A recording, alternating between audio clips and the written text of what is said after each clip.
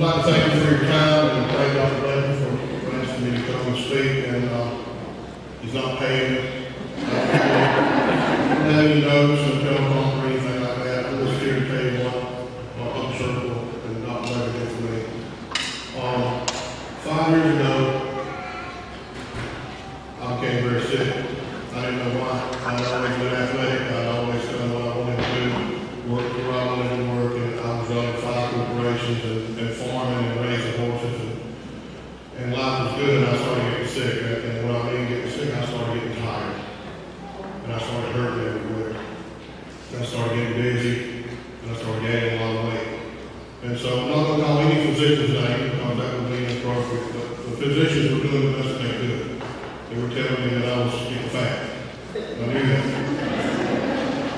They were telling me that I was crazy, and I knew that.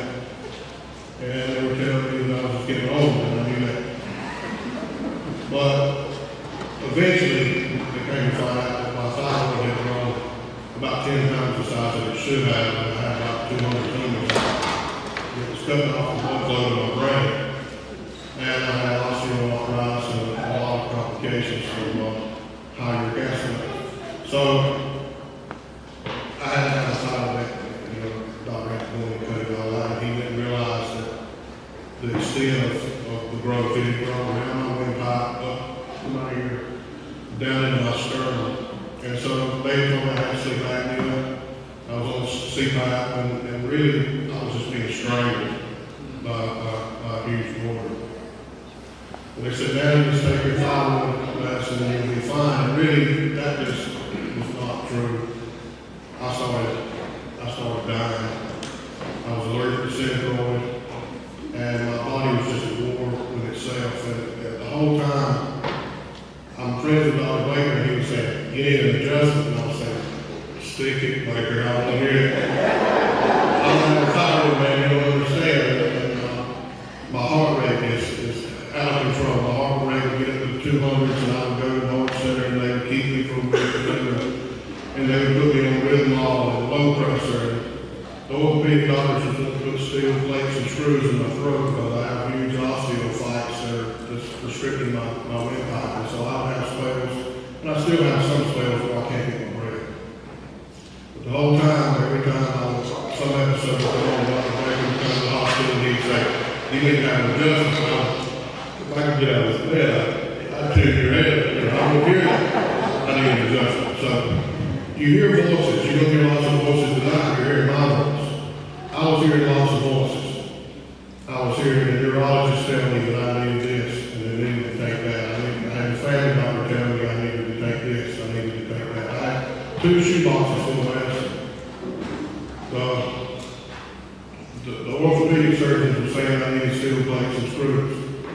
And I just got to thinking about it one day. I said, I don't know who to believe. I'm taking all this different medicine and I still feel like I'm dying. And I'm still having these episodes in my heart. I can't see, and I'm just not getting better. And so, in my mind, I thought about Dr. Baker. I said, he's always been there saying that you need to have your neck checked. You need to have an adjustment. So I went to Sherman College when he was a student. And I let him do the x-rays, and sure enough, my neck was in a mess. And the day that he moved me, or he moved my neck, my ass, I laid down, and I'm a welder, wheelwright, and mechanical type of guy. As he laid me down on the table, I was looking at the hydraulic mechanism that works the automatic table, and I could read the name of the piece of equipment. But then all of a sudden, he moved my neck, and I could read the serial number. It's like the light got right in the room, and I said, "I can see." And Scott was like, "Yeah." I said, "Scott, I can see him. I can read the serial number." And we had a little moment of amazement. And I knew that happened, and I don't know if he believed it or not, but it actually improved my vision back on that first adjustment. And I remember walking out of Sherman College that day, and it felt like somebody was pulling on my shoulder. And I said, "Man, I'm walking funny." And I realized that I was walking straight. wasn't turning anymore. And I went about every week. And I would have relapses. I would do something heavy or turn the wrong way or whatever.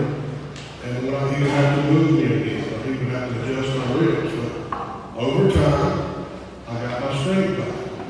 And I started feeling good. And I went to Trinity, and I don't go, you can tell.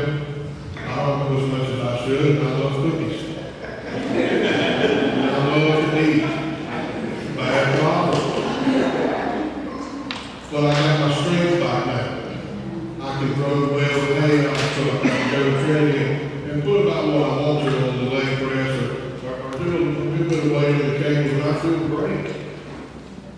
And I know this because of the healing touch that Dr. Baker has. I really believe that if I had not had that adjustment, well, I know this much. Since I've been going to upper cervical, and now I go only about every 3 to 4 weeks. If I hadn't went there, I mean, the proof is in the pudding. I've not been back to the emergency room with heart episodes. And I've not been back to these surgeons to check on getting screws and plates in my neck. I've been doing what I want to do and living the way I want to live.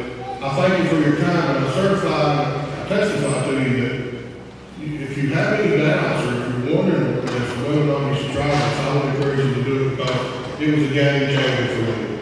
And I say that. Thank you.